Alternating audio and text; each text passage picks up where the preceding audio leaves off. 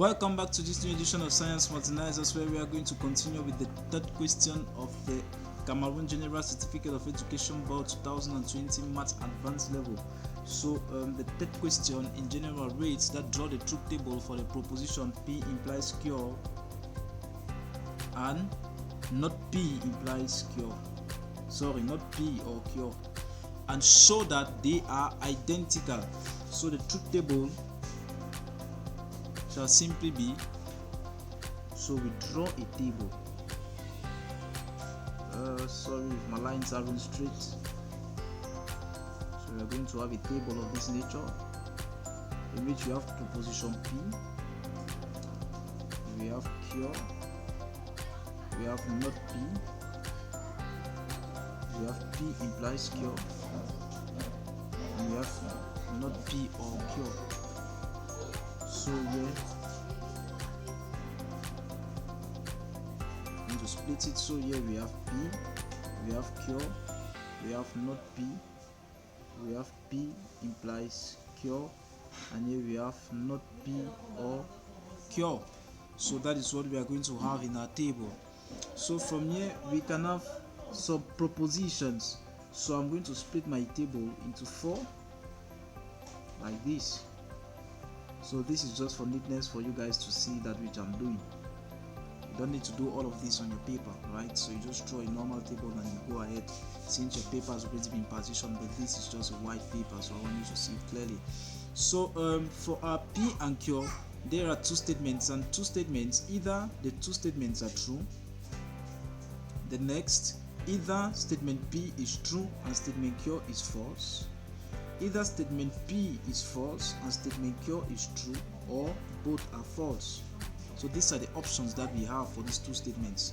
And so not P means the negation of P, and the negation of P means if P is true, then not P is actually false, and if P is true, false, this is false, true, and negation of false is still true. So that's what we have. And so P implies cure is true if and only if cure is true or both statements are false. Are we there?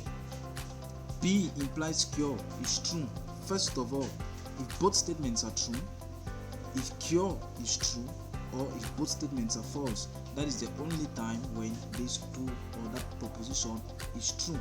So here we have true implies true is actually a true statement. True implies false is not true for P implies cure, so it is false. Next, false implies true is true, and false implies false is still true. Now next, not P or cure. Not P or cure means not P or cure is true if and only if one of the two statements are true. Are we there? So true will be true, false will be false, true will be true, false true will be true. So that is the truth table. So we clearly see that the inputs of P implies cure and the inputs of not P or cure are the same. So therefore P implies cure is identical to not P or cure. End of proof. Or you just hide there as required. Now the next question says, given that sine inverse of x is equal to alpha and cos inverse of x is equal to beta, show that sine alpha plus beta equal 1. So Roman 2 says, given that sine inverse of x is equal to alpha and cos inverse of x is equal to beta, show that. So here we are going to see showing that the sinus of alpha plus beta is equal to 1. So let's see this wonderful proof. Okay then, okay. This is a wonderful proof. So be very attentive as we go on. Okay, this is the hypothesis and this is the thesis. So we need to reach here. So since we already have an alpha plus beta, I'm going to sum those two. So I'm going to take alpha plus beta will be equal to sine inverse of x plus cos inverse of x. But generally, this man gives pi over 2. And so you clearly see that if you know such an identity, you can simply come up with the answer, meaning that this is pi over 2. And so this tells you that alpha plus beta is equal to pi over 2. And so when you take sine on both sides, you have sine alpha plus beta to be equal to sine pi over 2, which is equal to 1. So this is a proof. This sine inverse of x plus cos inverse of x is pi over 2. But since it's the GC board, we are not going to permit this method. So let's have another method to see what we can easily have. And so let's solve this normally. So I'm going to let sine inverse of x to be a certain mu and cos inverse of x to be lambda.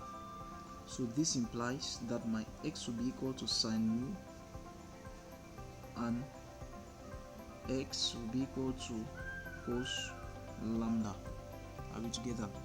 So from here, this now tells me that if I substitute it in this equation, I'm going to have alpha plus beta to be equal to mu plus lambda.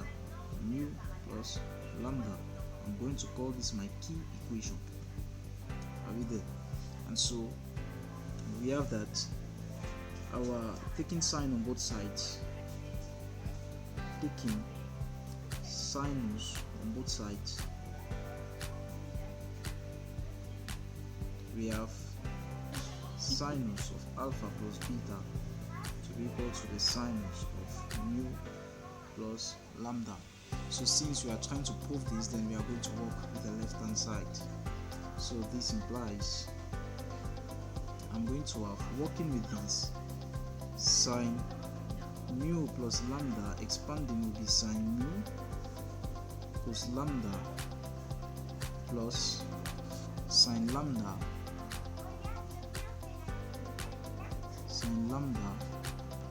cos mu. Are we together?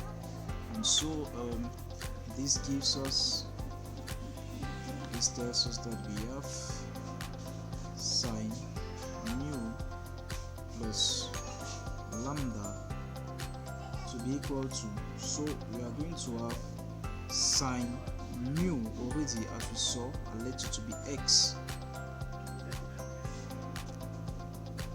So you clearly see that we already let our x to be sine mu, and so sine mu is x times the cosine of lambda, which is still x, plus sine lambda. There is no sine lambda, but I can have sine lambda in terms of cosine, which is the square root of 1 minus the cosine squared of lambda times cos mu. There is no cos mu, but I can have it in terms of sine, which is 1 minus the sine squared of mu. And so this now leads us to have sine mu plus lambda to be equal to x squared plus the square root of 1 minus, now since we had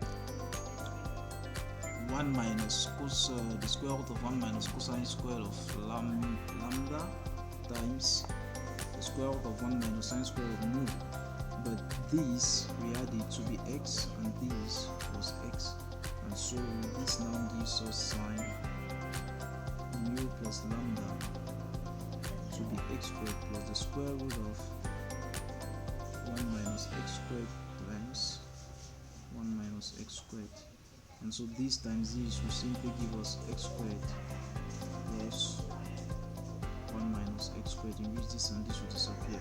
So therefore the sinus of mu plus lambda is equal to 1. But our assumption, but we had from assumption that sine alpha plus beta is equal to sinus of mu plus lambda. So therefore sine alpha plus beta is equal to 1 as required. So that's the end of the proof. Thanks for watching this video tutorial, and stay tuned to our channel for more videos from you about it. Do not forget to click on the subscribe button to stay tuned. More shall be coming. We shall endeavor you and give you more methods on how to solve in your GC examinations. And please endeavor to follow the steps carefully and keenly, and if anything is wrong somewhere, just comment in the comment box and more explanations shall be given. Thanks for watching once more.